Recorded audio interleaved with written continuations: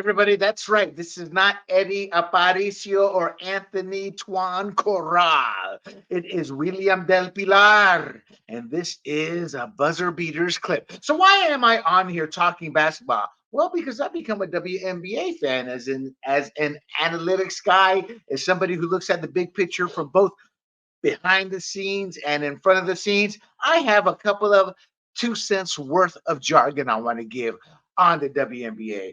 First of all, we know that Christy Sides was fired by the Indiana Fever despite leading the team to a 2020 record and their first playoff appearance since 2016.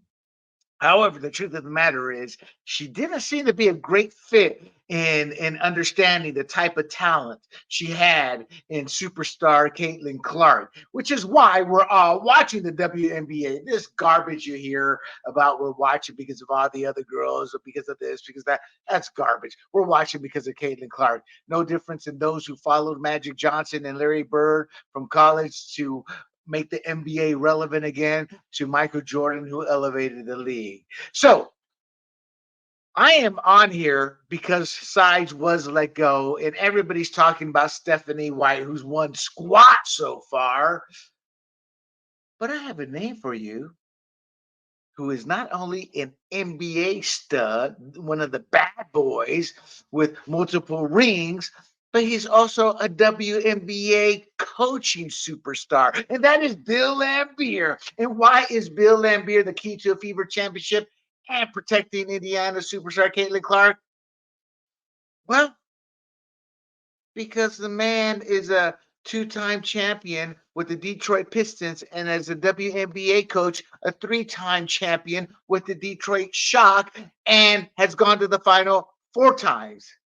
Look, Laimbeer is known for instilling a tough, protective culture, and that would benefit the Fever star players, especially Clark. His experience at developing young talent and creating a championship caliber team that aligns with what the Fever wants, what they need. So why was Christy Sides fired? Well, they got a new president of basketball operations in Kelly Crosskoff over in Indiana, and a new GM in terms of Amber Cox. So it appears to be a larger organizational restructuring, I guess you could say. But at the end of the day, when new administrative leaders come in, they usually want to bring their own people. And that's no different in this case with the GM and Crosskoff. That's why you're hearing all the talk about Stephanie White. Again, who's won? Nothing. In her defense, she's on the verge. She. Well, who knows? Who knows? I mean, how many times did we see Andy Reid not win until he got Patrick Mahomes? Maybe Caitlin Clark is her Patrick Mahomes. But my point is, Laimbeer has a proven track record of building championship teams. Again, he led the Detroit Shock to 3 WNBA championships: 2003, 2006, 2008. Okay, it was a while ago, I admit, but his experience and his championship medal will put the Fever on a path to contention for a championship. He's had 4 teams make it to the finals, and his playoff record is 30 wins and 21 losses. So the guy's been through the battles. Let's not sugarcoat that and think otherwise.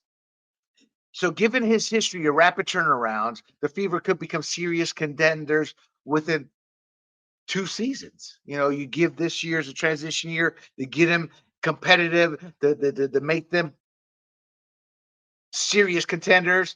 Maybe not quite there, needing more than one piece, but in 2 years, I can see them competing for a championship with Laimbeer. The 2003 Detroit Shock went from worst to first in one season under Laimbeer. So I take back what I just said. He could literally make them championship material this upcoming season. Again, he's known for instilling a tough competitive culture. And he could enhance the team's defensive identity. That was part of their problem this past season, was a lack of defense at a lot, most of the season. He's likely, I take that back too. He's not likely, he will implement a system to protect Clark the team star player. He will demand they protect her. He will when they try to give her a flagrant foul. You will see him screaming at that bench if they don't go to protect her if she's given a flagrant foul. So I guess what I'm saying is he'll bring a toughness, a physicality that are placed on. I mean, he wasn't called one of the bad boys for no reason. It's funny because in Detroit, he was known as a bad boy and as a tough, mean player. And you see those few times when somebody would take him out. It's like that's all they would talk about because Laimbeer was an every night, I'm going to take you out. So every time somebody would fight back, whether it was Larry Bird or somebody else, their fans would sit there and relish that. But that's what made watching Detroit during that era fun is they were that type of team. You hated them, but hey, Chuck Daly, Isaiah Thomas, and Bill Laimbeer, I think he's their all-time rebounder, So I wonder what he thinks of Angel Reese. Probably not much. So again, he will prioritize if they don't have one on their team, finding an enforcer type player to add grit to the roster and again protect Clark and other players. And again, he brings his wealth of experience as a bad boy to teach how to be an enforcer. I mean, I can imagine him having his own Trinity Carter. I mean, the woman's a thug. Well, she looks like a thug, but he needs somebody like her on that team. So, what are the issues that would prevent this from happening? Well, he retired and stated he had a lack of desire to return to coaching. Now, why did he retire? Well, at 67, he no longer feels he has the energy to coach. He lacks the willpower as it's all consuming to be a head coach. And you can tell with the way he took to coaching, with the way he took to the WNBA, with the way he took to building championships, you can see that in him. However, this is the equivalent of asking a head coach to come out of retirement to coach Michael Jordan. I mean, that's who Caitlin Clark is. I don't even think it would take a lot of money to lure him back. It's just this opportunity to be associated and cement your legend in the WNBA as the man who took Caitlin Clark to her greatest heights. Now, the WNBA, he retired, I want to say 2021 or right around there. Some people would sit there and say, well, he's a man in a woman's world, et cetera, et cetera, et cetera. I don't buy that. I think he would be able to come right back in.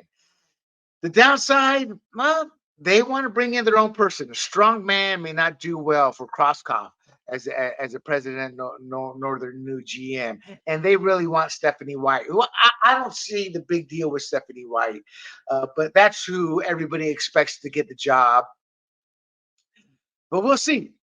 Actually, we won't see. This won't happen. It's a wish list, but it won't happen. But wouldn't it be fun to make it happen? Let me know your thoughts. Let me know your thoughts in the comments. Do not forget to like and share this clip. And more importantly, subscribe. And don't forget, you can find this clip and our podcast and our regular weekly buzzer beaters at grumblingsmedia.com as well as our social media platforms. Hey everybody, this is Big John from Grumblings Media, and I just want to say thank you for watching our content. If you want to support our efforts here at Grumblings Media, just smash the subscribe button right here, totally free, or just go ahead and consume more of our great content. Click either one of these two boxes.